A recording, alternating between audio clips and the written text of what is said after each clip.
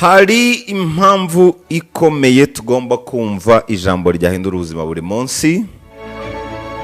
Iyo mpamvu nuko burya akanyabugabo, kwigirira icyizere, kwiremamo imbaraga cyangwa se guterwa imbaraga n'ibindi bijyana n'ibyo, nkunda kubabwira ko bimeze nko kwiyuhagira. Iyo uhagaritse kubikora cyangwa kubikorerwa uhita utangira kunuka. Tugomba guhora twiyuhagira buri munsi kugira ngo tutanuka. N'ijambo ryahindura ubuzima tugomba kuryumva buri munsi kubera ko bidutera imbaraga, bimeze nko kwiyuhagira. Iyo uhagaritse kubyumva uhita utangira kunuka. Tugomba kumva ubutumwa bwiza buri munsi kubera ko twibagirwa buri munsi. Tugomba kwiyuhagira buri munsi kubera ko twandura buri munsi. Tugomba guterwa akanyabugabo buri munsi kubera ko tugatakaza buri munsi. Tugomba kwiyongeramo imbaraga buri munsi kubera ko ibicantege ni buri munsi. Ufite impamvu zirenga imwe zo kumva ijambo ryahindura ubuzima buri munsi. Wibuke ko amatwi yacu ameze nk'indibyara. Ibyo yashyiramo cyane nibyo uzabyara. Ubuzima bwose ubaye murabukwiriye hakurikijwe ibyo uha amatwi yawe buri munsi buri munsi buri munsi. Henry David Thoreau yabonye izuba ku itariki 12 Nyakanga mu mwaka w'1817. Avukira Massachusetts ho muri Leta Zunze Ubumwe za Amerika. Ni naho yapfiriye ku itariki 6 Gicurasi mu mwaka w'1862. Uyu yari umushakashatsi w'umunyamerika, umusizi, umucurabwenge, uzwi mu nkuru itangaje cyane y'ubuzima bwe. Yanaturutsemo igitabo cyabaye umusingi w'ubucurabwenge bwe bwose. Uyu rero yavukiye mu buzima umuntu yakwita ko ari bwiza kuri iyi si. Iwabo babashije kumugezaho buri kimwe cyose yari akeneye. Muri make yari yarahawe buri kimwe cyose umuntu wari wese yakwifuza. Inzu nziza, amashuri meza, n'akazi gatanga icyizere cyo kubaho neza kw'ejo hazaza. Nubwo yari afite ibyo byose, ariko yajyaga atekereza ko hari ikintu kibura. Hari igihe uba ufite byose ariko ukumva hari ikintu kibura muri wowe. N'ikimenyimenyi hari abana bagiye biyahura kubera kugira ibintu byose. Hari ubuhamya butangaje bw'abantu bagiye biyahura. Hari nk'abana nzi nigeze gusoma inyandiko zijyanye nabo bagiye biyahura kubera kuba afite ibintu byose. Bivuze ko no muri ubu buzima uramutse ufite ibintu byose, ubuzima bushobora kugera bukakurambira. Kugira ibintu byose nabyo ni ikibazo. Kubera ko ubuzima buryoha iyo buhoramo impinduka, ibyiza n'ibibi. Ibibi bigatuma wishimira ibyiza. Gukira no gukena. Ntabwo wakwishimira ubukire utarigeze ukena. Nta nubwo wamenya agaciro k'ibiryo utarigeze usonza. Ku muntu rero wahawe byose ageraho agasigara nta kintu cyo kumunezeza gihari. Hari abantu bagiye biyahura kubera ibyo. Uyu mugabo rero nawe yari afite ibyo byose, ariko yajyaga atekereza ko hari ikintu kibura.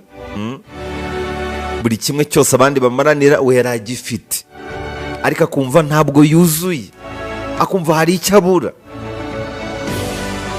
Yumvaga hari ikindi kintu kirenze amafaranga, kirenze inyubako z'ibitangaza, kirenze amamodoka y'ibitangaza, kirenze ibyubahiro by'isi, kirenze akazi, kirenze diplome. Icyo kintu cyari ikirere.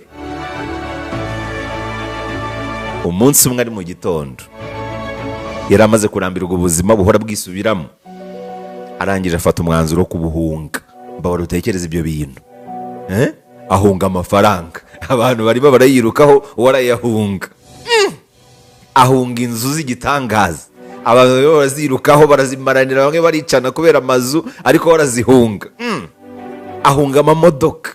Abantu barara bataryamye bahigahiga bashaka kugura akamodoka, warayahunga. Ahunga akazi. Abantu bahora akanyarira basenga basaba akazi, waragahunga. Ahunga buri kimwe cyose cyari kimukikije, ajya gushakisha ikintu cyaba kirenze ibyo byose. Uri kunyumvira? Henry Thoreau mu mwaka w'1845 yasize ubwo buzima bwose nyuma, arangije ajya kwibera mu ishyamba. Mu mvugo y'ubu uramutse wumvisha umuntu umeze nk'uko wavuga uti uyu ni umusazi byarangiye.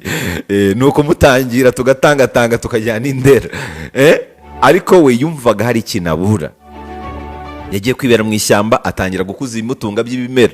asize ibiryo, amafirigo aruzuye, asize ibiryo mu nzu, asize iki, agiye guhinga, gukuza ibimutunga. arema iriba rye azajya avomamo amazi akanarobamo amafi, ubundi akajya yirirwa yitegereza isi, areba isi ayitegeye neza muri iryo shyamba. Mbese yibereyeho ubuzima bworoheje ku rwego umuntu uwo ari we wese atashobora kwiyumvisha. Aho hantu yahamaze imyaka 2 ari gushakisha ikintu nawe atazi neza icyo ari cyo, kubera ko yari afite byose ariko akumva atuzuye, kandi agasanga nta hantu hamwe mu isi yashakira icyo kintu abura, kubera ko iby'isi byose yari akeneye yari abifite mu biganza bye. Yamaze imyaka 2 nta muntu ahura nawe ndetse atavuga, ahubwo atuje yitekerezaho, akora meditation. Uko arushaho kwitekerezaho niko gushishikarira isi yo hanze byagendaga biyoyoka, atangira kwinjira imbere muri we. Cya kintu yaburaga kimwuzuza ataboneye mu isi yo hanze, isi y'ibifatika, aza kukivumbura imbere muri we. Amaze kuva aho hantu yanditse igitabo cyakunzwe cyane kijyanye n'ubwo bunararibonye. Ni igitabo yise Holden, cyagiye hanze mu mwaka w'1854, hari ku itariki 9 Kanama. Iki gitabo muzagishakisha, abandi bakita Warden. Iki ni igitabo kivuga ku buhamya bwa Henry n'ubunararibonye yahuriye nabwo muri ibyo bihe yamazemo imyaka 2. Uyu mugabo yaje kuvumbura ko mu rugamba rwo kwirundarundaho iby'isi ariho dutakariza ukubaho nyako. Yahisemo kubaho ubuzima buciriritse kugira ngo abashe kurebera mu yindi ndorerwamo itandukanye n'iy'abandi bose bareberamo. Ubwo yavaga mu ishyamba yaje atagifite ibirango bya mbere, yaje yarahindutse, ubutunzi bwe bunyanyagiza mu bagira neza, icyubahiro cye n'ubwamamare bwe arabyirengagiza, atangira kwibera umwanditsi w'ibitabo byigisha abantu uburyo bwo kubaho. Yari amaze kuvumbura ikintu cy'agaciro gahambaye cyabashije kumwuzuza. Icyo kintu yari amaze kuvumbura rero nta magambo wabona yagisobanura, ariko byibuze zimwe mu nyigisho ze zagufasha kumva icyo kintu yari amaze kuvumbura yashaka ko cyamwuzuza. Izo nyigisho rero aho tuzisanga muri aka kanya ni muri aya magambo yahindura ubuzima yagiye avuga.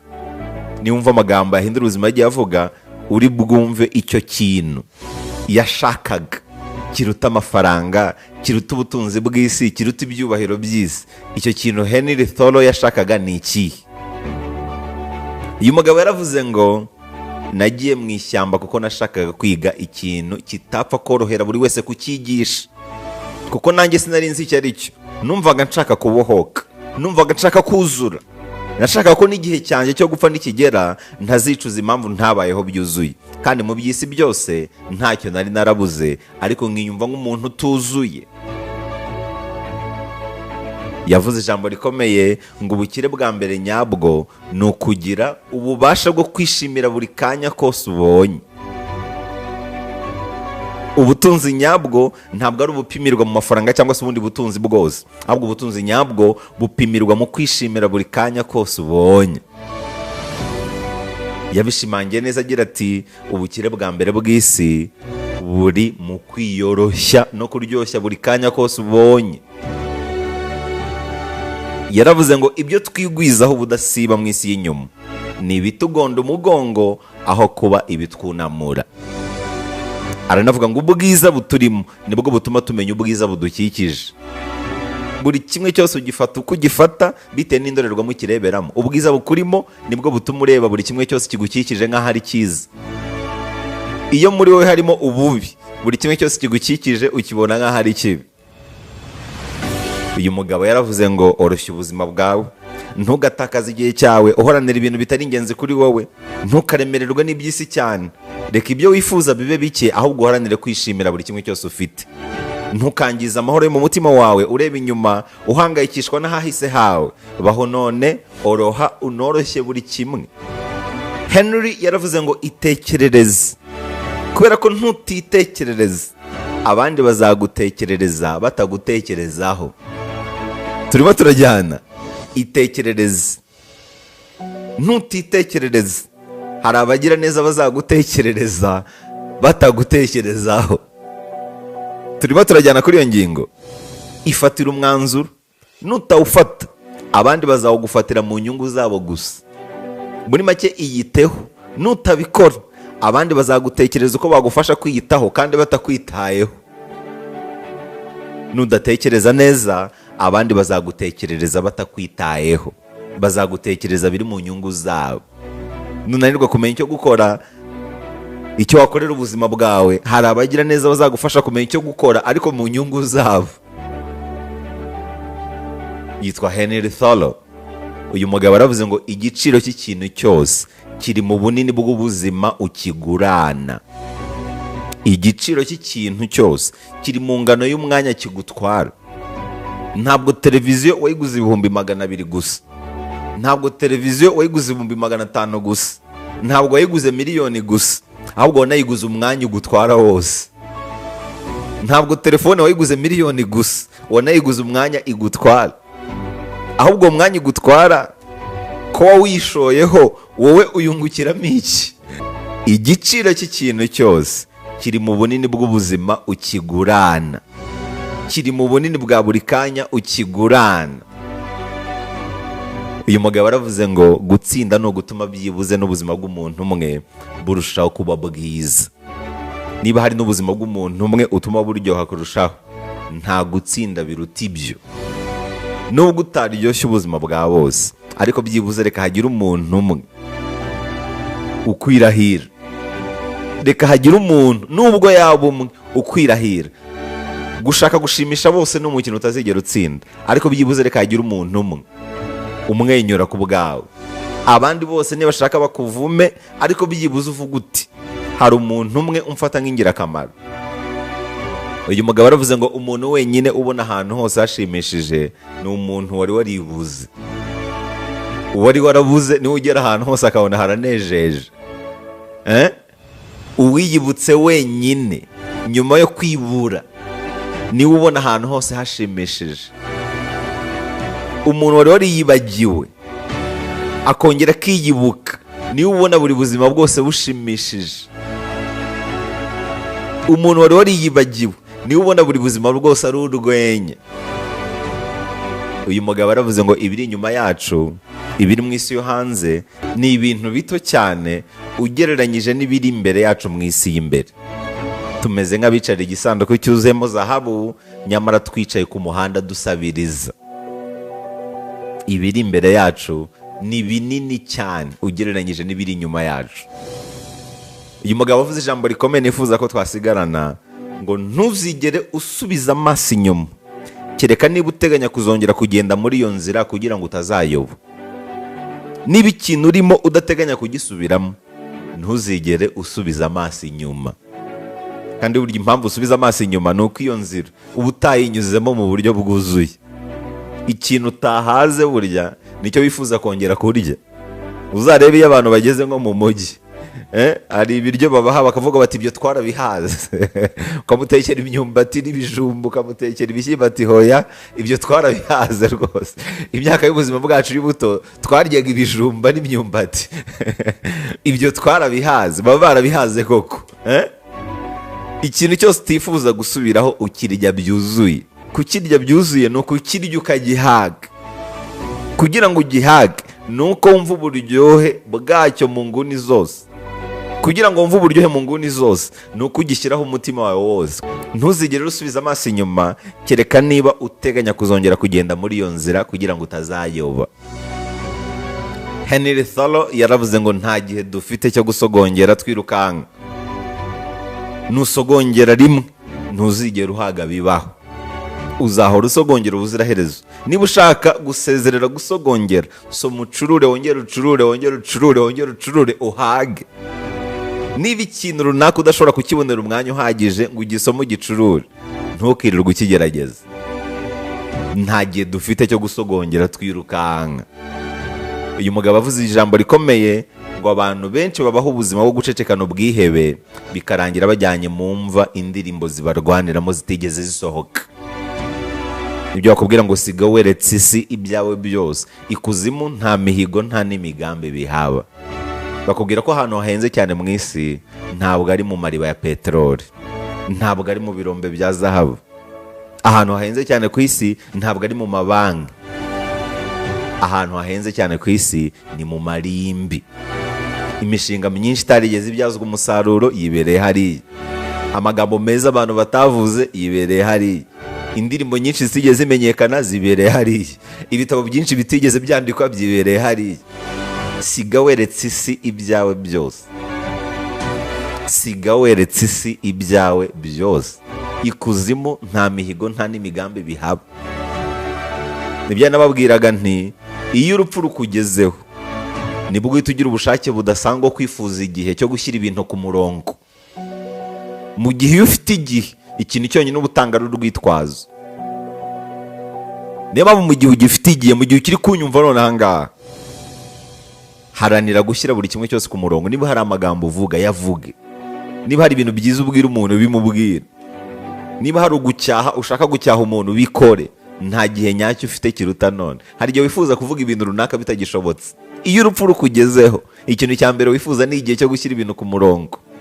Wampa iminota 10 nkavuga amagambo ntavuze, wampa iminota 10 nkavuga ibi n'ibi n'ibi, cyangwa se ngakora ibi n'ibi n'ibi n'ibi. Nta gihe nyacyo ufite cyo kubikora kiruta none. Siga weretse isi byawe byose. Uyu mugabo avuze ijambo rikomeye ngo kumuha urukundo cyangwa icyubahiro cyangwa amafaranga. Nk'ukuri umuntu ashobora kukubeshya akaguha icyubahiro, akakubeshya akaguha amafaranga n'ibindi. Uwo muntu ntuzigera umuva mu nzara, kandi ibyo yagushukishije ni ibyabaringa. Aho kuguha ibyo ngibyo, burya yaguha ukuri, kubera ko akubwije ukuri nyako, ntiwakongera gukenera icyubahiro cye. Amafaranga ye cyangwa urukundo rwe ntabwo wakongera kubikenera, kubera ko wamenya ko ari ibyabaringa. Aramutse akubwije ukuri nyako, wamenya ko ibyo gushukisha ari ibyabaringa. Niyo mpamvu Thoreau yaravuze ngo kumpa icyubahiro cyangwa amafaranga nk'ukuri, aho kumuha urukundo rwa nyirarureshwa mu kuri. Yavuze ijambo rikomeye ngo ubugingo bukurira mu gukuramo, ntabwo ari mu guteranya. Ubugingo bukurira mu kurekura, ntabwo ari mu gufata. Ubugingo bukurira mu gutanga, ntabwo ari mu guhabwa. Ubugingo bukurira mu kunyurwa, ntabwo ari mu kwifuza. Niyo mpamvu burya rimwe na rimwe abantu bakwiye kujya basenga neza. Kera ubu buryo abantu basengamo ntabwo ari bwo basengagamo. Kera gusenga kwabaga ari uguca bugufi, byabaga bimeze nko gushengerera, niyo ariko nabyita. Ariko gusenga kw'iyi minsi bimeze nko gusabiriza. Urikumva? Umuntu asenga kubera ko afite ibibazo, byabaye nk'ubucuruzi. Kera amasengesho ntabwo yasengwaga muri buno buryo. Niba muri ijambo ry'Imana rivuga ngo amasengesho yacu yose yakabaye yo gushimira, kubera ko Imana ibizi ibyo dukeneye tutaranabumbura kandi. Ariko byabaye nko gusabiriza. Shimira. Ese umwana yasaba se umugati, sakamuha ibuye? Yamusaba ifi akamuha inzoka? No, nta nubwo umwana akeneye kubisaba. Se ababizi yuko umwana icyo akeneye ni ifi, icyo akeneye ni umugati, ntabwo ari ibuye. Ni ifi, ntabwo ari inzoka. Amasengesho yacu yose yakabaye yo gushimira, kubera ko Imana ibizi ibyo dukeneye tutaranabumbura kanwa. Wikwiriye gusaba ifi kubera ko Imana izi ko uyikeneye, ahubwo koresha ubwenge bwawe yaguhaye. Wikwiriye gusaba umugati kubera ko izi ko uwukeneye. Wikwiriye wikebagura. No, shimira. No kubuhumeka w'abazima birahagije. Waje wambaye ubusa, uzasubira mu nda y'isi ntacyo wambaye. Buri kimwe cyose wakunguka uri mu nyungu. Abantu benshi rero basenga basaba aho gusenga baca bugufi, aho gusenga bashimira. Gusenga usaba ni ukongeramo, so gukuraho. Niyo mpamvu bidakuza ubugingo. Burya nko kwitekerezaho, hari ukuntu kwitekerezaho bizana gukuramo aho kongeramo. Ubugingo bukurira mu gukuramo, ntabwo ari mu guteranya. Ubugingo bukurira mu guca intege ego, si mu kuyiha imbaraga, kubera ko ego iremye mu guteranya, ntabwo ari mu gukuramo.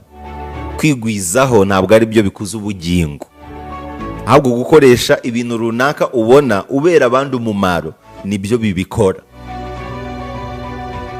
Uyu mugabo avuze ijambo rikomeye ngo ikintu kigoranye kumva mu biganiro byose bibaho ni uguceceka. Niyo mpamvu umunyarwanda yabyitegereje aravuga ngo nucecetse abavuze. Ariko impamvu bigorana cyane, ari nabyo bitinyitse cyane, nuko utamenya icyo umuntu avuze mu gihe yacecetse. Umuntu iyo umubwiye agaceceka, usigara rero ufite ikibazo, kubera ko ntumenye ikintu ashatse gusobanura. Ni nkaho uhigima, uhigimye nawe abavuze. Henry Thoreau yaravuze ngo nihinduye umukire kubera ko nahisemo kwifuza bike. Hari ubwoko bubiri bw'abakire nkunda kubibabwira. Uwa mbere ni ufite ubushobozi bwamuha icyo ashaka cyose, uwa kabiri ni udafite icyo yifuza. Gukena biva ku nshinga gukenera. Ukeneye byinshi ni umukene, hatitawe ku bigaragarira amaso byose yaba atunze. Ukeneye bike ni umukire, hatitawe ku bigaragarira amaso yaba afite. Uyu mugabo yaravuze ngo none nicyo kiraro gihuza hahiseho ubuziraherezo n'ahazaza h'ubuziraherezo.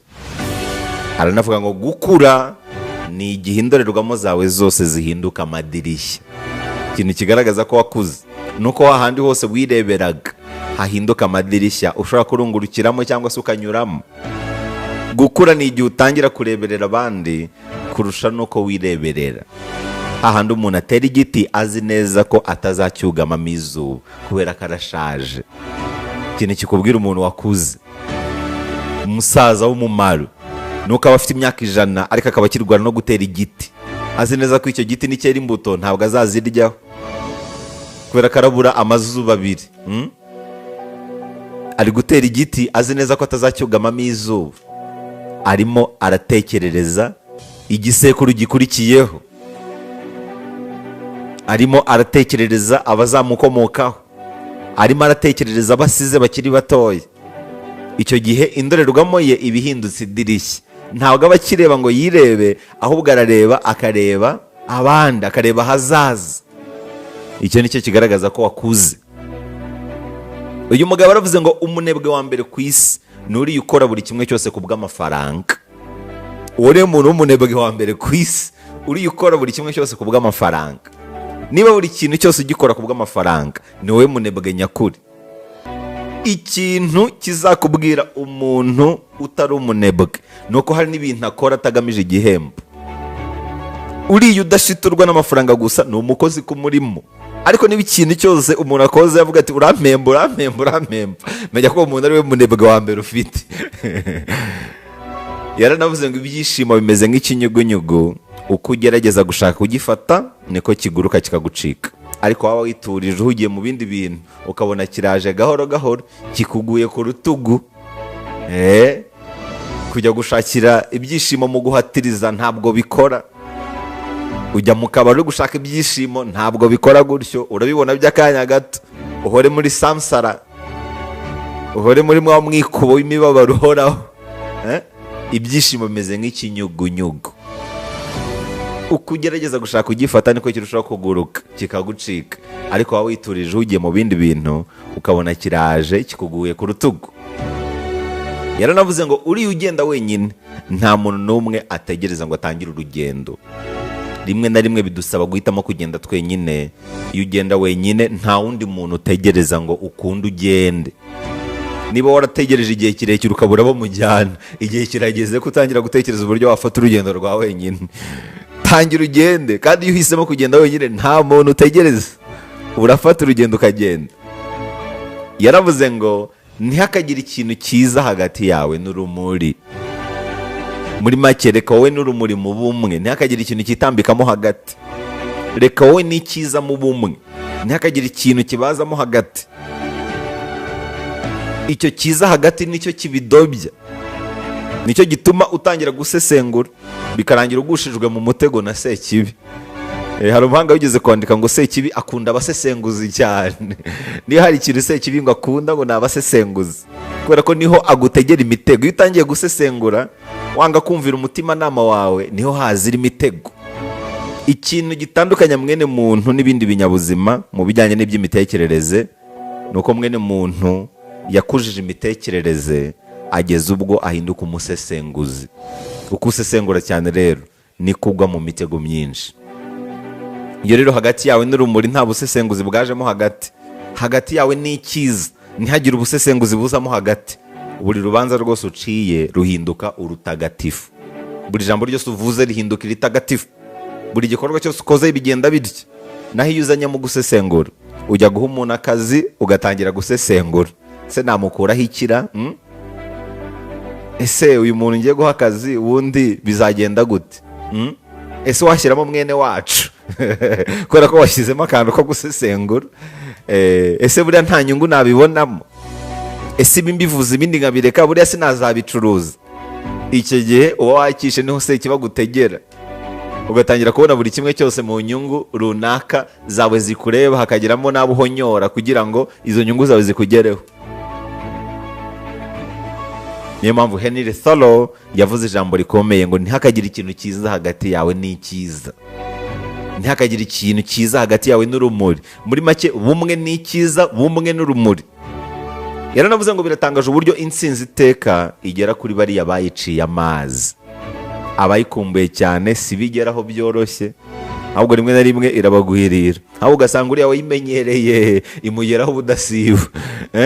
Uriya ukumbuye kwishima biratangaje uburyo bimugeraho gake gashoboka, ahubwo uriya ubihorana bikamwomaho ubudasiba. Uzanabirebere no ku mafaranga, ufite akomeza kongererwa, akomeza kugira menshi, ariko wayabuze akajya amugeraho amugwiririye. Biratangaje rero uburyo intsinzi iteka igera kuri bariya bayiciye amazi. Uriya urya akamena ugasanga niwe uhorana ibiryo, uriya wabibuze ugasanga aramara iminsi ibiri ataranarya, hariya birirwa babimena buri munsi buri munsi buri munsi, babuze n'aho babishyira. Uri kumva ukuntu ikibuga cyacuramye? Mu magambo se Henry Thoreau yavuze, munyemerere nyasoreze kuri iri, yaravuze ngo girira amakenga buri mwuga wose utuma ugura impuzankano nshya. Hano yashakaga kuvuga iki? Girira amakenga buri mwuga wose utuma ugura iniforume nshya. Buri mwuga wose utuma uhindura iniforume ni ukuwugenzurana ubushishozi, kubera ko ngo hari igihe aba aruje kukugamburuza mu muhamagaro wawe. Bibaye byiza wakora ikintu ukunze, uhamanya n'umutimanama wawe kandi kikorohera gukora, ukazaba ari cyo upfiramo rwose wambaye impuzankano yacyo. Icyo kintu kikugirira umumaro, kikanagira n'umumaro abandi. Naho iyo utangiye gutaragurika, bivuze ko hari ibindi bintu ushobora kuba uri kuyoberamo. Mbere yo guhindura impuzankano rero, jya ubanza utekereze kabiri. Hari igihe tubivamo byari bigiye gukunda, hari igihe tubivamo wari kuba ari wo muhamagaro wacu. Aya rero ni amagambo akomeye cyane yahindura ubuzima, yavuzwe n'icyamamare Henry David Thoreau. Muzasoma igitabo cyiza cyane yise Warden. Ni igitabo cyiza vraiment, kirimo ububwiro bukomeye cyane bujyanye n'imibereho. Numwe rero mubeza isi yagize, nizere ko ijambo rye ryabanejeje. Ushaka kumbwira ubutumwa ukuyemo muri kino cyigisho cy'uyu munsi, ushaka kubishyira mu bitekerezo hano hasi. Reka mabwire ngo Om Shanti.